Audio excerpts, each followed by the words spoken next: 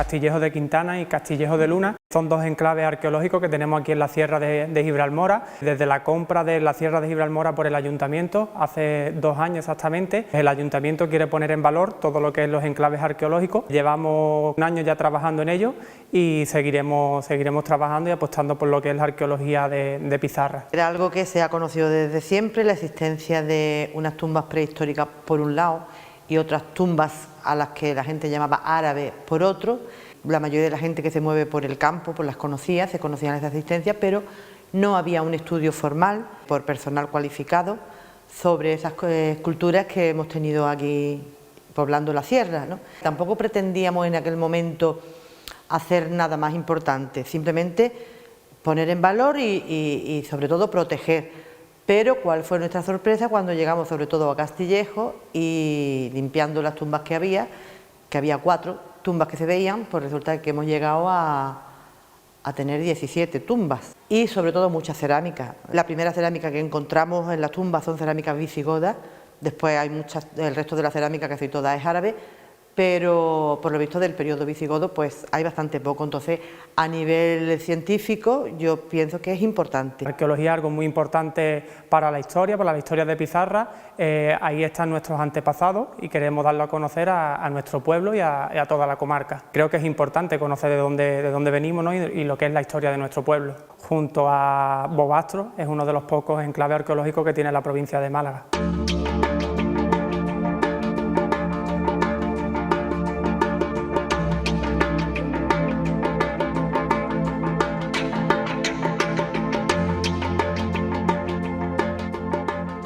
Estamos llevando a cabo una intervención en el yacimiento de Castillejo de Quintana, en el término municipal de Pizarra, que ha sido uno de los grandes descubrimientos en los últimos años de la arqueología malagueña, porque hemos podido detectar un poblado alto medieval, fechado entre el siglo VII y el siglo X, de población mozárabe, de población cristiana, que ocupan un cerro muy prominente y que tiene una relación muy estrecha, muy directa con el lugar de las mesas de Villaverde, con Bobastro, en el término municipal de Ardales.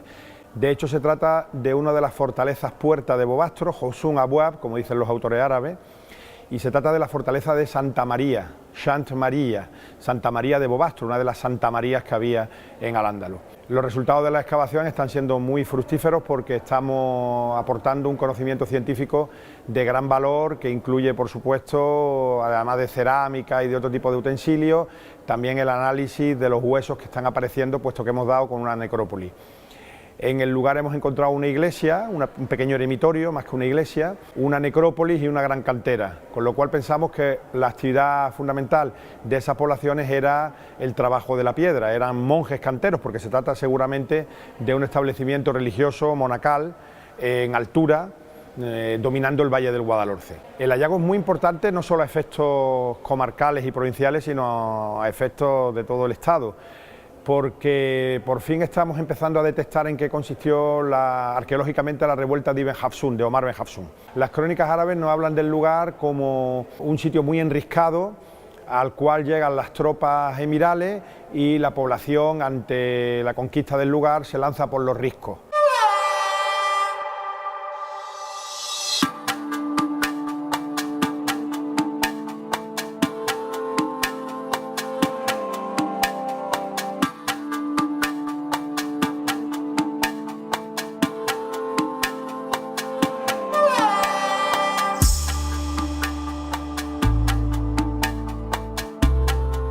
El Imperio Romano cae en el siglo III-IV, se disuelve ya su estructura militar, burocrática, de garantía al ciudadano, totalmente se anula. Entonces se van creando crepúsculos, digamos, semi-independientes, crepúsculos que son autónomos económicamente y muchas veces hasta políticamente, y sobre todo ya se agrava la situación aún más con la entrada de los visigodos. Parte de la población que había en el valle, ante la inseguridad creciente, decide emigrar a las zonas altas en que encuentra una protección. Como veis, esto es prácticamente una fortaleza natural. Aquí se encontraron seguros. ¿Dónde viven mejor? Evidentemente en el llano, pero con la inseguridad creciente, sin ningún poder central que garante, pues tienen que emigrar a sitios prácticamente inaccesibles. Igual ocurre en Coín, ocurre por ejemplo con los Castillejos. en Sierra Negra, en Alpujata, que es un yacimiento muy interesante que está en términos de Coí, de Monda y de Ojén.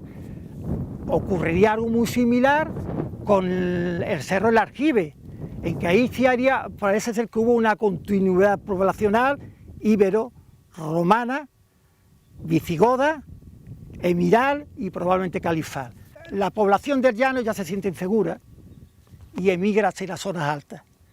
Entonces ya seguramente antes de la entrada de los contingentes árabo-bereberes, de los contingentes musulmanes, antes de esa entrada ya tenemos aquí un poblamiento.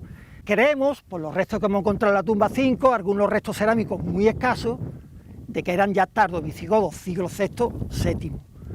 Después entra el Islam, la comarca esta, lo que es el Valle de Guadalhorce, y la misa relativamente rápido, sobre todo por parte de los contingentes yundíes de Siria, es decir, grupos étnicos árabes. Los árabes formaban la élite tanto económica, política y militar. A ellos iban asociados contingentes mayores de bereberes que procedían de la zona del Magreb y del Atlas. Una población cada vez más arabizada y cada vez más islamizada, poblaciones venidas de fuera que van a imponer un nuevo modo de vida. A partir de 711, en la península ibérica, surge una nueva sociedad que rompe con todo lo anterior. Y se ve perfectamente en el yacimiento cómo se dan esa pulsión entre las poblaciones locales y esas poblaciones que vienen de fuera, esas poblaciones árabo-bereberes que se van a implantar en el Valle de Guadalhorce. Estamos aquí en lo que hemos denominado el cuerpo de guardia.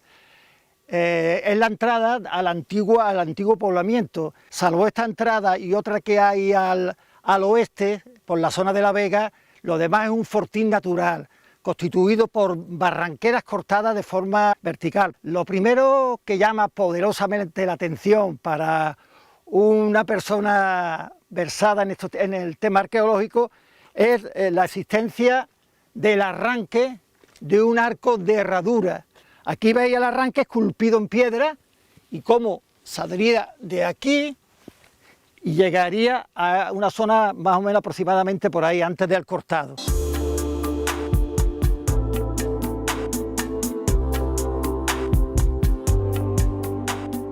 La zona también está esculpida de forma artificial. Veis el cortado cómo fue esculpido con cuñas y martillos y continúa por esa zona.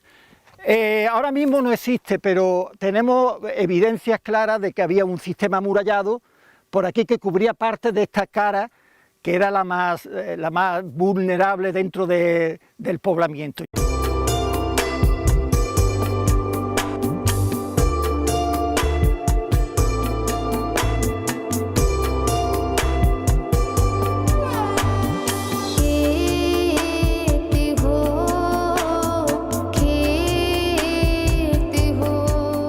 Esta época hay que tener en cuenta que es conocida como los siglos oscuros. Entre el siglo IV, V y el siglo X se produce un cierto vacío historiográfico, las fuentes no son muy abundantes, fuentes árabes en muchos casos para el sur de la península ibérica, para lo que fue el sur de Al-Ándalus, y por tanto no tenemos mucha información escrita. La arqueología en esta época tampoco se ha desarrollado lo suficiente porque se trata normalmente de lugares que no ofrecen mucha monumentalidad. En este caso sí hay cierta monumentalidad, se mantiene una iglesia con su ábside de arco de herradura, una iglesia de carácter rupestre, por tanto tenemos todos los elementos para hablar de un yacimiento de una envergadura significada y que va a tener una importancia evidente en lo que significa la Alta Edad Media andaluza, lo que es el periodo de formación de Al-Ándalus, en un territorio muy sensible como es el territorio básico de Omar Bejafsún.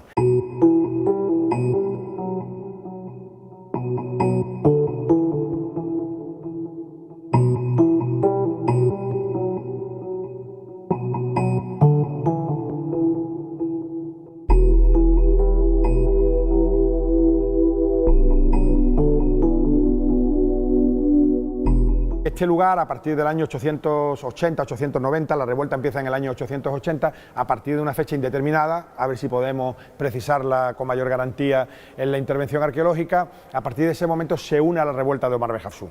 Y se ve en el propio registro arqueológico una doble representación. Por un lado está, digamos, la tradición local, indígena, de cerámicas más vastas, y después hay otra tradición de cerámicas mucho más finas, que posiblemente vienen de Cártama, de cerámicas mucho mejor elaboradas que responden a esas poblaciones islamizadas de la zona del llano, del Ixclim, del distrito de Cártama, y en el yacimiento se ve perfectamente ese doble registro arqueológico de lo local y de lo foráneo, mucho más fino, mucho más refinado, lo que viene de fuera, esa población árabo-islámica bereber también, que se asienta en estos lugares y que va a traer un tipo de cerámica, en muchos casos vidriada, de unas características más refinadas. Aquí tenemos una serie de piezas representativas que hemos conseguido en los castillos de Quintana. Dentro de la tumba 5 apareció un artefacto de gran valor científico, de gran valor arqueológico, que es esta jarrita ritual. Se colocaba siempre al lado del cadáver, bien al lado de la cabeza o en uno de los costados, indiferentemente al lado derecho o izquierdo. Este tipo de jarrita que vemos, a nivel de especialistas, tiene un gran valor, porque estas jarras de boca ancha son ya una prueba evidente de que la cerámica está totalmente islamizada. Este tipo de jarritas no se encuentra en el periodo visigodo.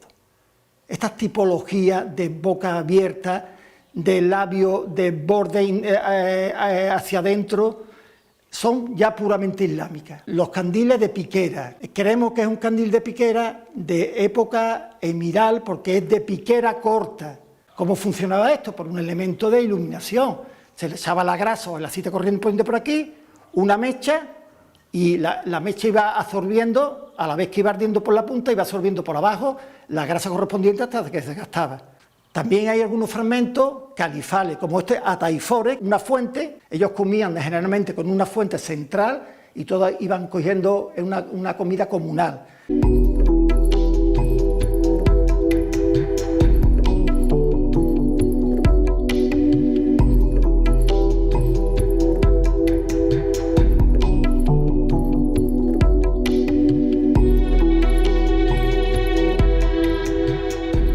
Vamos a explicar un poco para el gran público, para el no especialista, lo que significa sillar, sillarejo y mampuesto. Un sillar se trata de una roca, de una piedra que es tallada de forma regular, como veis en esta. Esta tiene forma rectangular por las 4 caras, ¿vale? Entonces se caracteriza por ser una pieza ortogonal, geométrica. El sillarejo, diminutivo de sillar, evidentemente, también es una roca, una piedra que está semitallada, pero no tan geométrica, no tan a escala como puede ser el sillar. Y tenemos lo que es el mampuesto, que el mampuesto sería una roca cualquiera del terreno sin ningún tipo de talla, que también se podía utilizar para construcción. Evidentemente, las construcciones de más calidad, de más solidez, se hacían con sillares.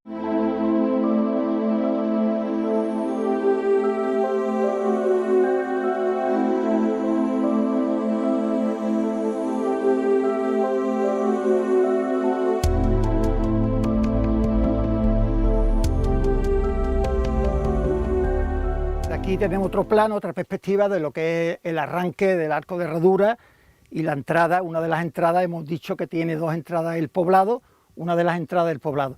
Aquí veis algunas curiosidades, veis como hay sillares, en este caso ya prácticamente cortados, y como aquí aparecen restos, ahí tenemos otros restos de sillar, de haberlo extraído, restos de sillares. Aquí tenemos 2 sillares en proceso de extracción, otro sillar en proceso de extracción, otro sillar, etcétera, etcétera.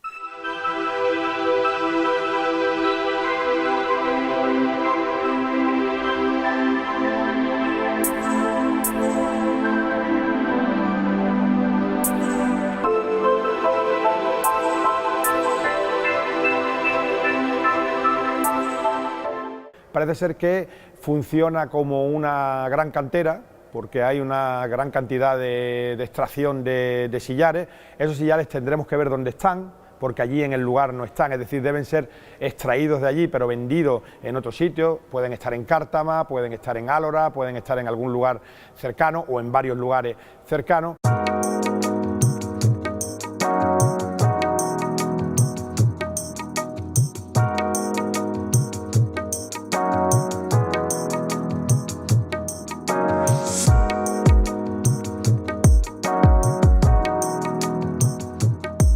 Aquí tenemos lo que hemos denominado el sector de canteras, que ocuparía un espacio relativamente grande para lo que es la superficie del yacimiento.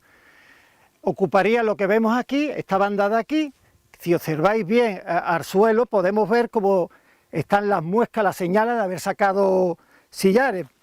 Si observáis, aquí tenemos la muestra, aquí tenemos las señas de los cinceles para sacar, o de las cuñas para sacar el material. Está totalmente, toda esta zona se extrajo de sillares.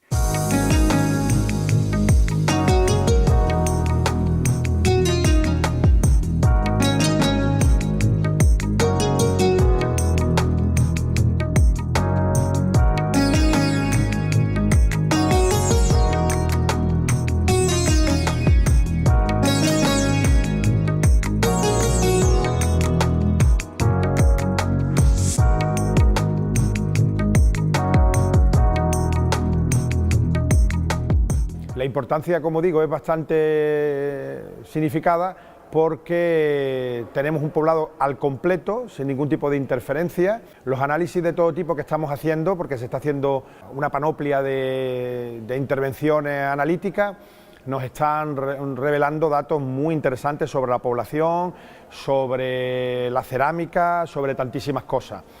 Con el concurso de bastantes universidades andaluzas y fuera de Andalucía.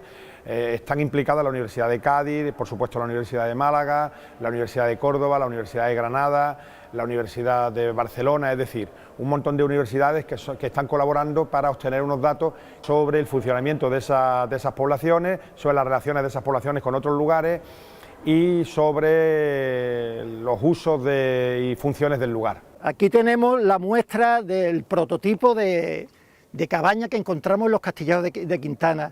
Las cabañas típicas, características de esta zona, son siempre semiesculpidas en la roca. Siempre son cabañas de formas rectangulares o cuadrangulares, es decir, ortogonales, con una cierta geometría. Si observáis, vemos como aquí, en esta cabaña, en la parte con más desnivel, que no se ha rebajado, tenemos el asiento de lo que sería una tinaja o un artefacto para almacenaje.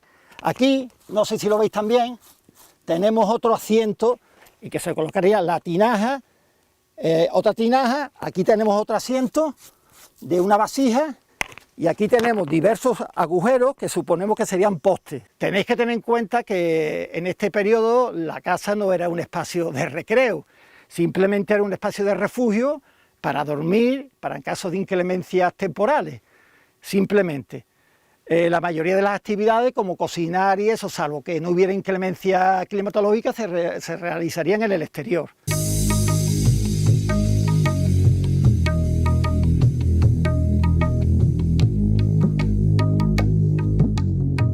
Hemos contabilizado alrededor de unas 40, 50 probables viviendas, que nos podía dar una población estimada de unas 300, 400 individuos. Todo ello a falta de que continuemos las campañas, de que excavemos más habitáculos y de que podamos contabilizar con más exactitud cuántos espacios residenciales había, cuántos espacios de hábitat había, porque como hemos visto, aquí se caracterizan porque son semiexcavados en la roca. Aquí tenemos otras de las múltiples viviendas que hay semiexcavadas o excavadas en la roca. Veis este muro de unas considerables proporciones. Aquí estaría todo el espacio de hábitat. Como veis, generalmente son espacios reducidos. Son espacios de unos 12, 15 metros cuadrados, no sería más. Como os dije anteriormente, la vivienda, el concepto de vivienda actual cambia mucho, difiere mucho del de la época antigua. La vivienda era un lugar de refugio para dormir, para guarecerse durante las precipitaciones, pero no como un lugar de recreo. ¿Veis este muro medianero, digamos? Aquí tenemos otra vivienda y justamente ahí arriba tenemos otra. Toda esta cara de aquí, este lateral que vemos aquí enfrente, está con viviendas similares, más pequeñas, un poquito más grandes, no mucho más grandes. Por lo tanto, queda todavía mucho por excavar y mucho por descubrir.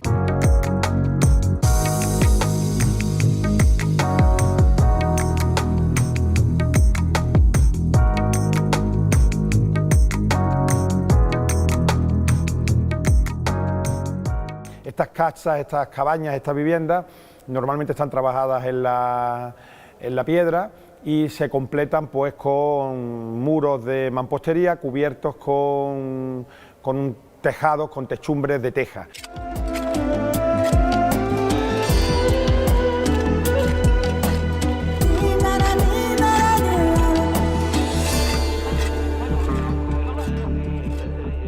Esta cabaña tiene una curiosidad que no la apreciamos ahora porque está semienterrada para protegerla de los elementos. El fondo apareció quemado, como hemos dicho anteriormente, se quemó la cabaña entera y después se derrumbó.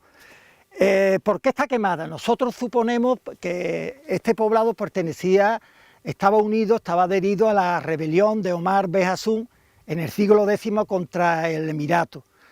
Entonces, cuando las tropas califales de Berramán III tomaron Bobastro, en un decreto emitido que se conserva textualmente, se dijo que todas las fortificaciones en la altura, todo el poblamiento en la altura, tenía que ser despoblado inmediatamente y su población bajar al llano.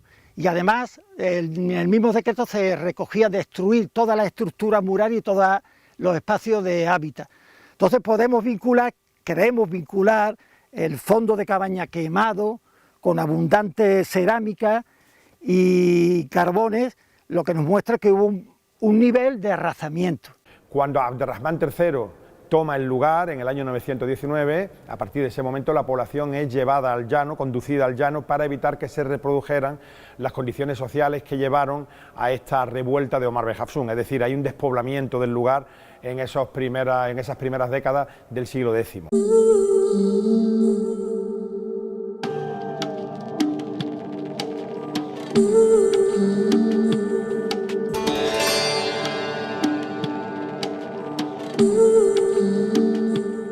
Aquí tenemos lo que es la necrópolis del poblamiento. Si observamos las tumbas, tienen forma antropomorfa, de forma semihumana, excavada en la arenisca, que es una roca bastante blanda y fácil de trabajar. Todas las tumbas, tanto aquel sector como el sector este inferior, tienen una orientación este-oeste.